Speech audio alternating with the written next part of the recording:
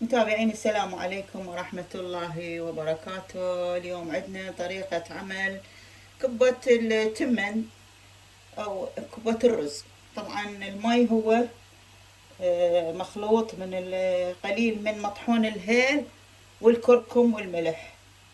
رز منقع، وهنا عندنا البطاطا مقطعة مكعبات. راح أسلق الرز والبوتيتا وبعدين أصفيها وأسحبها بالماكينة. وعندنا الحشوة جاهزة مسويتها من البارحة باردة حتى من ألفها ما تتعبني. تابعوني حبايب قلبي. يفور الماي وأضيف المكونات.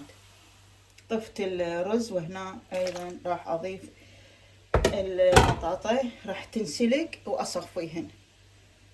هسه صفيناه عيني وراح نخليه على نار هادئة، والحباية مالته يعني شوية ممرودة، يعني مو يابسة ولا لينة حل. راح ننص الطباخ ونخليه على راحته يتهدر.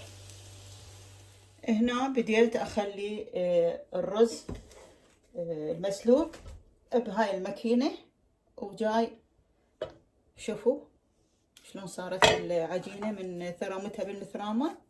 بعدين اخلي شوية عليها نشا حتى تقرمش.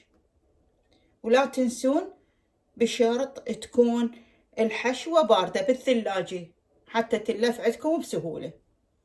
يعني تضيفون شوية هيل مطحون على العجينة، لأن كبة التمن تحب الهيل، ريحة الهيل. وراح أضيف هاي الملعقة الأولى وهاي الثانية مال النشا. قلت لكم حتى تصير مقرمشة ومو تنفتح عندكم. أنا ما أعرف شنو نوع العجين اللي عندكم، ها، لكن أنا البزمكي اشتريته وهاي من النوعية الفاخرة. وراح أبدي أعجن. هسه حار، أبلل إيدي وأعجن. هذا شكل عجينتنا، عجنتها وهي حارة. تشوفون عيني هذا شكلها. شوية تدفى تصير دافية يعني مو حارة، وأبدي أشتغل بها. أغطيها بالنايلون لأنه التمن بسرعة يبس. يلا حتى نبدي نلف. هاي الحشوة عبارة عن بصل ولحم، بهارات. أنا خليت بهارات هي الكاري، كركم، فلفل أسود وهيل. وبعدين خليت هاي البرشيل احنا نسميه هنا، أو المقدونس، لأن ما عندنا كرفس. الكرفس يطلع ريحتها كلش طيبة بس ما عندنا وغالي جدا. هنا عندنا المي، الصينية دهنتها بالزيت حتى من أبدي أشلعها من الصينية بسهولة تطلع. وهاي عندنا العجينة انتو تعرفون سويتها. هسه راح أبدي أشتغل بالكبة وأعلمكم شلون نلفها. نسويها على شكل طوبة حبايب قلبي، نفتحها من النص وبأصابعنا الكبار تشوفون نفتحها. شوفوا بهذا الشكل صارت عندنا مثل الطاسة. نحشيها باللحم. اللحم قلت لكم بشرط يكون بارد حتى لا يشلع قلبكم. الحشوة كثير طبعا هنا، فنترسها. شو نسوي؟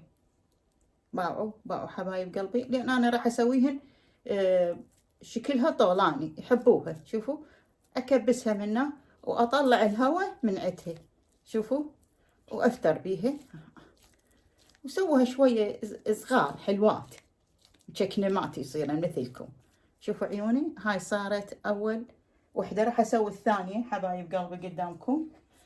العجينة هاي ابلل ايدي حتى لا يلزق. هنا وقعت شوية اخذها طاعوا اكورها.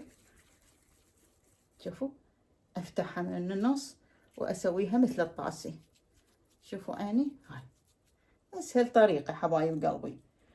وبعدين من نكملها كلها، لان انا راح اقلي قسم منها واضمه بالفريز. ليش؟ لان عندي هاي الهوائية بس اطلعهن. هاي للماكينة اللي اشتريتها ذاك اليوم كل زينة، وفقط احميهن يعني تطلع كأنه استوكم مقلينها.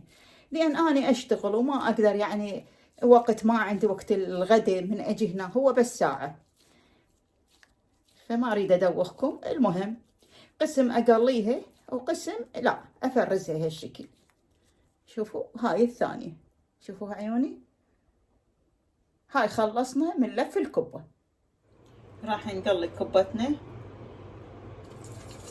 شوفوا الدهن كلش حار وغزير، وراح نخليهن متباعدات. شوفوا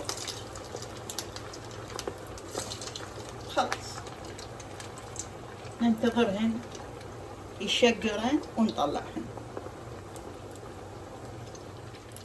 لا تحركوهن حبايب قلبي الى ان تشوفوهن بدن يصيرن شقرات. يلا شوفوا حتى لا تتفلش عندكم، خليها شوية بعد تتحمص وتقرمش، تصير جدا طيبة وتاكلوها مع الزلطات الطيبة الراقية مثلكم. هسه اراويكم وحدة لتشوفون. شوفوا الجمال، خليها بعد شوي تتحمص. راح نفتحها وتشوفون. شوفوا الجمال، شوفوا القرمشة، ما شاء الله تبارك الله. شوفوا، وهاي كبتنا خلصت، وألف عافية ألف عافية. إن شاء الله عجبكم هذا الفيديو حبايب قلبي. يلا تتهنون بالأكيد. تحياتي لكم. راح أكمل الوجبة وأفرزها. وهاي كبتنا شوفوها عيني، خلصنا من اللف مالتها، خير وبركة والحمد لله. ما تعبت بيها لأن الحشوة مسويتها من قبل وقت، وهسه جاي خليت جدر وخليت بيه دهن. الدهن لازم يكون حار جدا حتى لا تتفلش، وما أخلي كثير، يعني أفرقهن